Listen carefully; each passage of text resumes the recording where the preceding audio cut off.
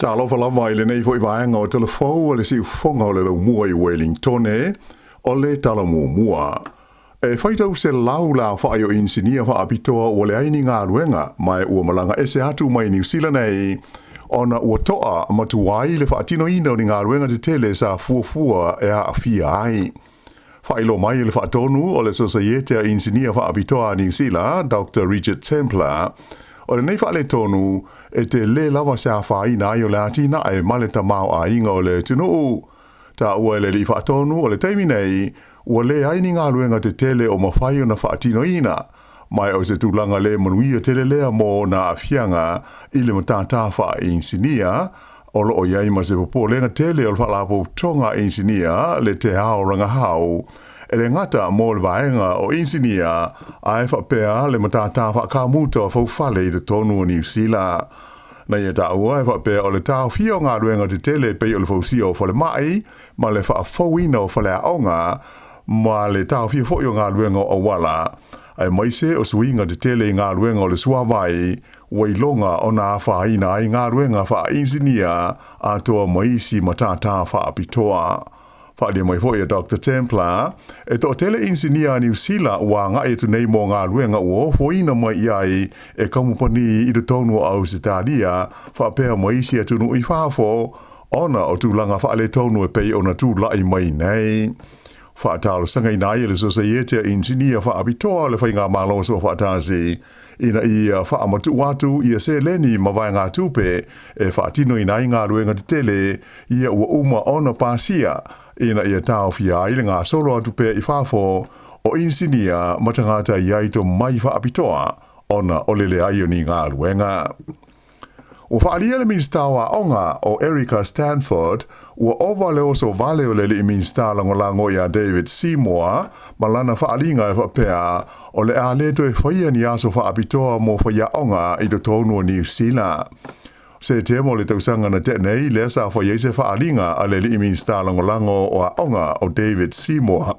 E whapea, o se vaenga o tau mo whainga si tia la o whai to maiti e o atu ia onga, o le atau fia ai, ia le whaia leo aso wha apitoa mō whaia onga. Peita ai, I se talonoanga I le polokalame o vesiri matalia le TV New Zealand I le San Nafi, na whaalia manino ai le tamaita I minsta wa onga o Erica Stanford, e le o se mata whaioi lea Sāmoa, mai sa le te tau ona I whaia lea whaaringa, ta ua le tamaita I minsta, e iai aso whaapitoa na o whaia onga e whei loa iai I le taimi o lo wha solo se kuata onga. O le tausanga le nei, e lua I aso whaapitoa o whaia onga ia o whaatulanga ina, ato ai maisi aso e lua, e ma whai e komiti whaafoe o a onga uma, o na whaonga mo ni wheilo inga ma le vasenga o whaia onga. Na wha mawhaina fo I le minsta, e ta ua I aso nei mo whaia onga, e te tau na sila fia le lei o le mamalu o mātua, o nei aso, e whaonga e sila te toa I whaia onga I le tūlanga, o loo ia I le whaanga so longa o mata upu, e awa o ina I le whanau I le tōngnu o a onga te itasi. Ta o fo I le minsta, o umona I talanoa ia David Sāmoa e tusa o le nei mata upu, mai o aso whaapito nei o whaia onga, o le a wha waupea e le tau fia. Ua whaalia le te hono fau o iei nei o le komisi o ngā ruenga le malo, ua le o tāla whea ngai le tūlanga o le au nanga o ngā ruenga a le malo New Zealand, malona wha moe moe au tū e le tau o na iai. Na ia tā ua le iloa, ma ua le mo whai le nei au nanga, o na wha awhita ia ai mana o ngā wha abito le tunu u, a to ai ma tūlanga wha pisnisi o ngā ruenga wha le malo. I se saunoanga le teitei whono ua iei nei o le komisi o ngā ruenga whai le malo New Zealand, Sir Brian Roach, sa ia whaia I se whaatasinga I le ai o Hamilton, na ia taua ai, ua amata nei o na whaatino ni polokalame mani fuafuanga, e whaale leia ai lea tūlanga whaale tonu, ta alua na tūlai mai o ie le tawhinga le nei a novema o le tausanga taluwai. E ui ina whai tio ina le tamaita ina ave mo mua minsta o ngā ruenga le malo, Nicola Willis, ia le tele o tupe whaahalua mata ngā ruenga ma au nanga ale malo, a e teli tonu le li teitei whono, e le sao le atu ua inga, na ia wha mawhaina mai, e tele vaenga o whaatulanga e le au nanga o ngā ruenga whai ale malo New Zealand, e te taulama o na whaatino ma whaatau nuu.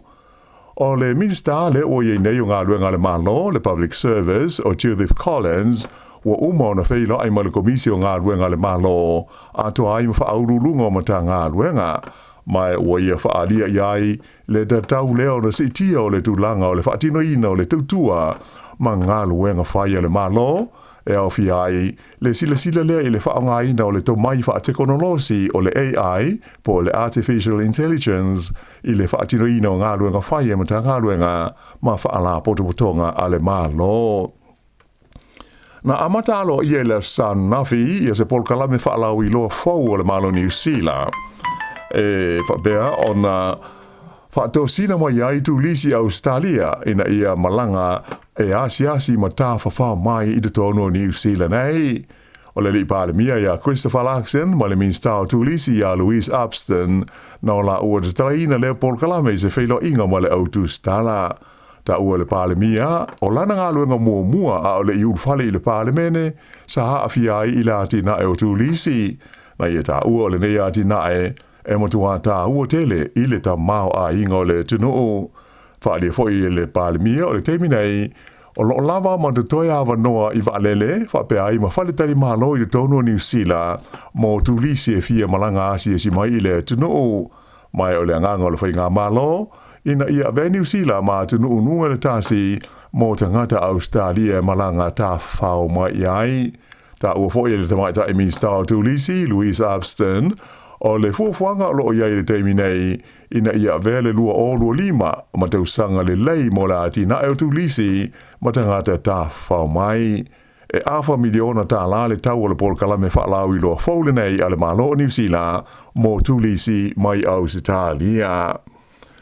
Whaalia le pālemia Christopher Larkson, ua whai lawa si ova o le mawhau te ngata te ia e whapea o ni sui o le lotu po le tāpua inga o le Destiny Church, ia sa whaatinoina ni whainga mani ngāio inga e te ai i sauninga ma whaawhiwhianga o le Pride Events, na whaia i aukilani le astonai, a toa ai fo ima se whaalinga mai le taitai o le tāpua inga o Brian Tamaki, e whapea sa ia whaatonuina tangata te nei, e osa whaia ia le whaletusi na whaatino ai te tonu se tasi o polkalame o lea whaamoe i aukilani.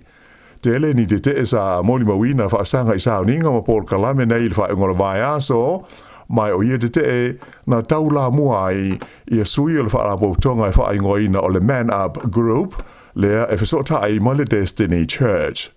O ni ata video ua whaasara lawina i lunga o whasota inga telewawave, wa ilonga ai leo sa whaia tangata te nei o le whaletusi le Community Centre i le Pitanu o te ata tū, lea sa whaia i le tonu se polkalame o whaitau ngā tūsi mō tau maiti. O le fiafi la valea na whaia i whaisesi te tangata la vanei i le solo tele le Rainbow Parade, ma lātou poloka ina ai mō se taimi, lea la tele le Ponsonby Road. Na whesiringi ai e lau tūstala le pālemia i a Christopher Larkson mō sona whinangalo, mai na i tauai, e amana ia e le malo ma le tūla whono le aia te tau o tangata uma e whai ai ni te while mū. Ai vitai o tangata nei ua whai lawa si mahoae o le mahu whau na o lātou whaalia. Ta ua le pālemia o le atunu ule nei e lau i loa i le amana ia ma le whaatawa i nai o so o se itu a inga o tangata. Whailoi fo i lunga o le X e le teitai o le Labour i a Chris Hipkins, e whapea o le teitai o le Destiny Church i a Brian Tamaki, ua nā o se tama i titi. E manatu Hipkins e le whapea winga o ni tamatane, le tau mawhai e whaamatau tangata ai maise o whawhine mo tau maisi. O se li poti le walis whaasa lau New Zealand na ta awai e whapea, o se launga Brian Tamaki i lana unotu i la San Nafi, na i ta awai na fia tele i le tūlanga na o iai ngāio i ngā tangata sa whaatinoina i a te nei i Aukilani.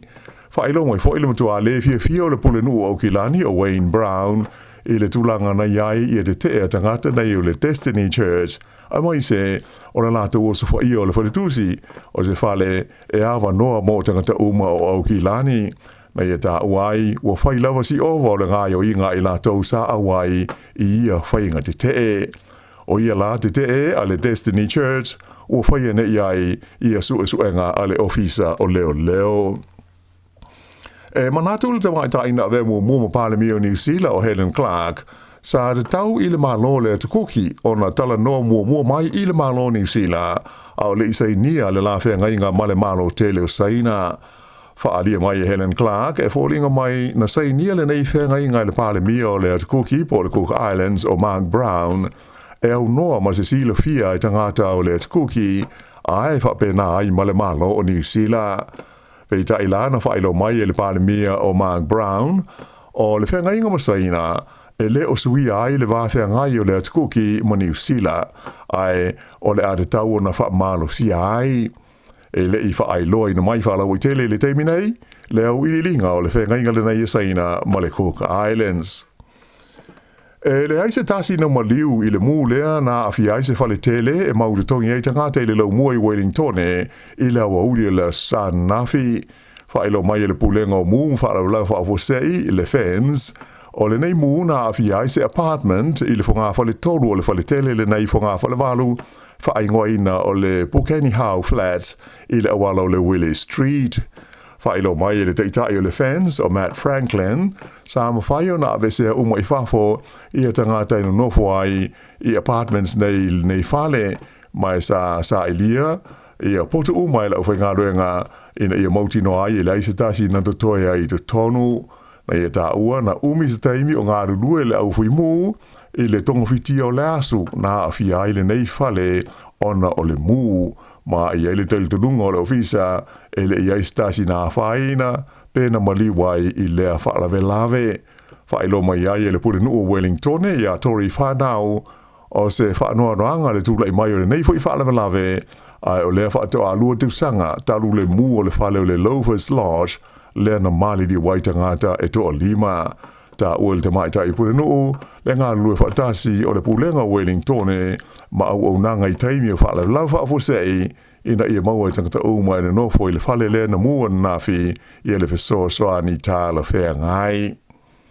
I le taimi nei, o whaatalusanga ina mai e leo i Wellington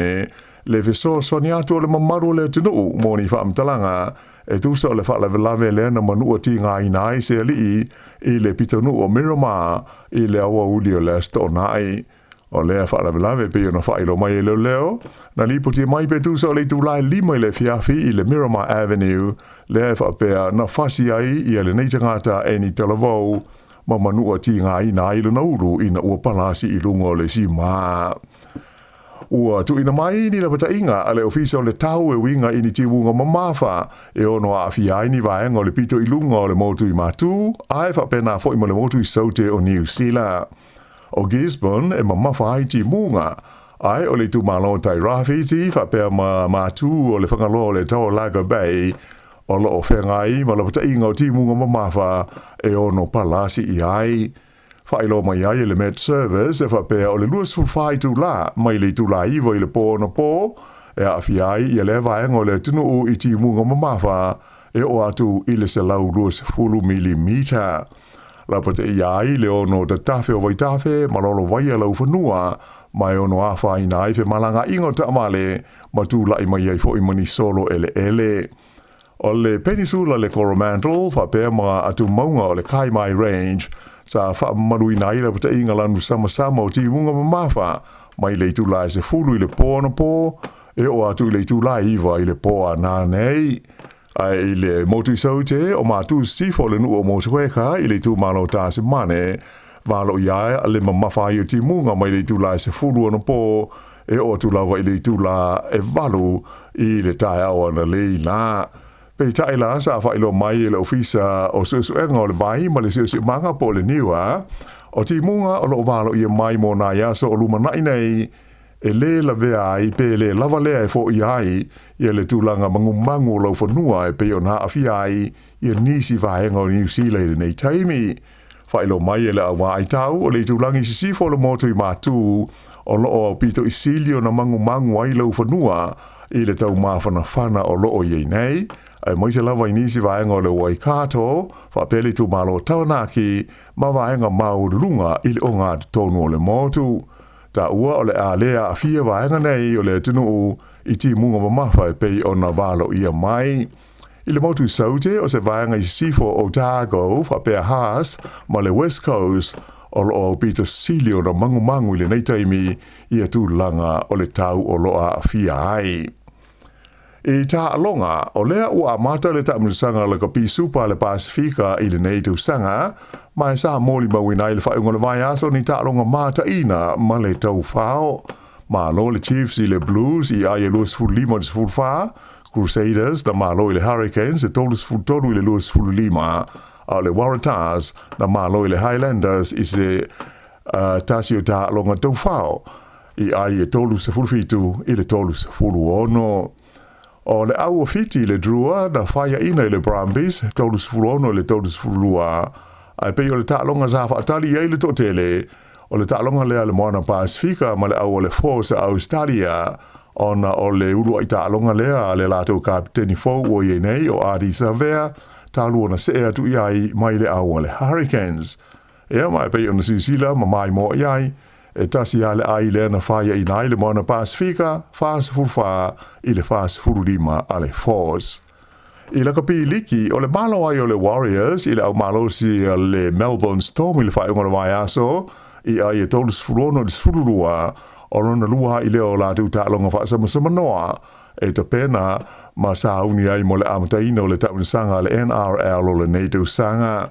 Vai aso taluai na tutusa le lātou tālonga ma le au o le Cronulla Sharks, whailo mai e whaia onga le Warriors, o loo tūlanga le lei lātou tāpenanga, mo le amatali o le tāminsanga i le lua vai aso o luma nai. O le tālonga mo mua le Warriors, o le tāminsanga, o le whitaui ai ma le au o le Canberra Raiders, i le ai o Las Vegas i Amerika. I tālonga te nisi wha ale vāo mā lo, toru māsina le o whaasala i nā ile numa le tasi le lololangi, i le tālonga te nisi le vāengo o li, ona o ni mata upu se lua, na wha mao ni a ilo na wha o ngā ina o se waila au whaasa ina i le tausanga na te nei. O le li Italia le nei o Yannick Sinner, luas fultolu tausanga le matua, le ana siampini le tausanga o le Australian Open, i le māsina na te nei. O lona whaasalanga e sa aio na taalo i te nisi whaalawao malo, na amata whaamamalu mai le aso iwo Februari, e o atu i le aso wha le masina o me. Ia o le whaunga nāla nei vaenga o Tala Fou.